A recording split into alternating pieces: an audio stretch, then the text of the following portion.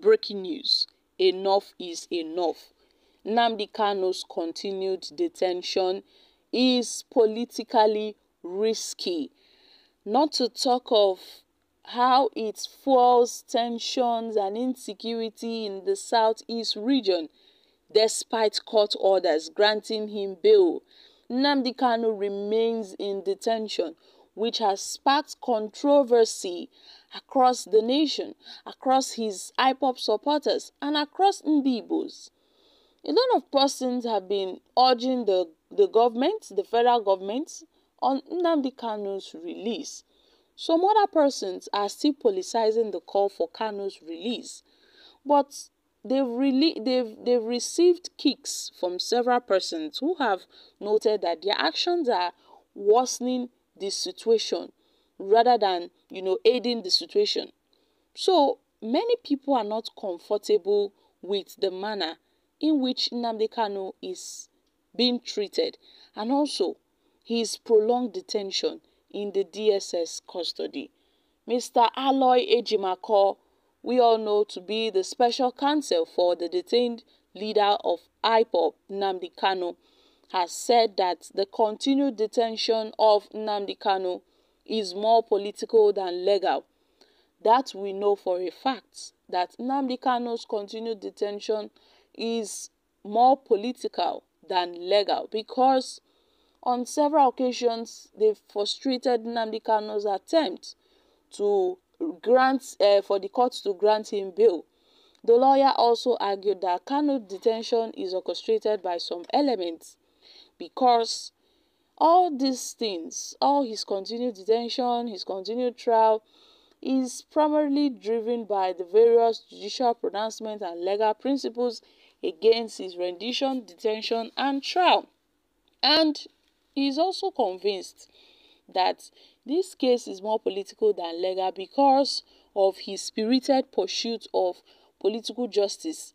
In his demand for a referendum on Biafra, a lot of folks are probably unaware that there is an order from the Federal High Court that declared his rendition and his detention unconstitutional, and two international tribunal pronouncements in the same regard. This means that Nnamdi Kanu could have been freed on the purport of any of these pronouncements, but yet his freedom is being frustrated by some fringe elements who have maliciously linked to the fallacy that his continued detention somehow furthers national security.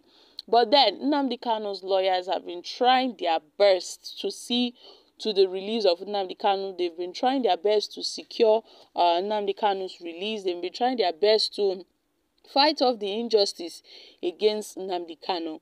But then Nnamdi Kanu, who has been facing terrorism charges and treason charges since 2021, ever since he was locked up in the DSS custody, had applied bail on several occasions, but his applications was also rejected by the Justice of the Federal High Court in Abuja, Binta Yako.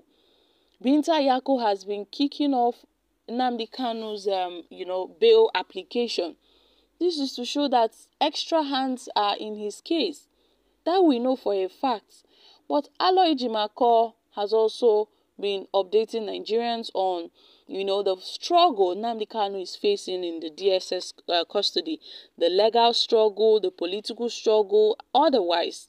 And there is evidence on ground to prove that at this point, no one can argue that external forces are in Nnamdi Kanu's continued detention.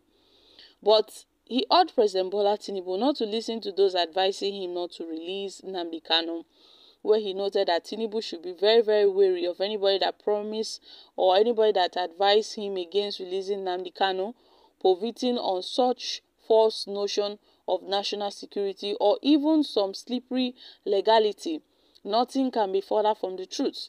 The plain truth is that Nnamdi Kanu's continued detention is marked illegal and constitutes a significant burden on national security. It is also politically risky and has become unstable to boot. The United Nations Human Rights Council Working Group on Arbitrary Detention has called for the unconditional release of Nnamdi Kanu due to his prolonged detention by the Nigerian authorities. And despite court orders granting him bail, Nnamdi Kanu remains in detention, sparking controversy and agitation among his supporters. Nnamdi Kanu's continued detention is seen as politically risky, with some arguing it fuels regional tensions and insecurity. The UN Working Group also highlighted human rights violations in Nnamdi Kanu's case, including arbitrary detention and denial of fair trial rights. And here we have it, my country people. So, we've been talking about Nnamdi Kanu's case for a very long time. And some persons are still playing politics with Nnamdi Kanu's freedom. Some persons, most especially those of the southeastern region, the southeast politician are still playing politics with Nnamdi Kanu's freedom. But then, the Nigerian government, the FG, which has refused to obey court orders, have also blocked their 2 ears on releasing Nnamdi Kanu on the calls for his release. But then, this is a political matter. But even the judiciary are not helping matters.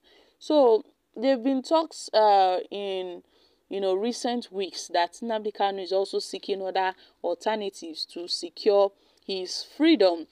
Any alternative available that he will grab it just to secure his freedom, if it's negotiation with the federal government, and most persons also backed this motion that Nnamdi Kanu is seeking, other out of court settlement with the federal government. So my country people, Nnamdi Kanu's, IPOB and Biafra agitation is what brought him to this position that he is today, is what brought him to this situation. The injustice melted on him is because of his cause, of his agitation for a referendum on Biafra, which the Nigerian government are so against this. They've been kicking against it for long. But Nnamdi Kanu, being a very resilient man, has refused to back down on this cause. I mean, a lot of people might have given up, but Nnamdi Kanu remains strong till the end. And I really hope that this continued detention of Nnamdi Kanu will not worsen the situation in the southeast region. I hope it wouldn't worsen the situation in the southeast region. But in the federal government case is different.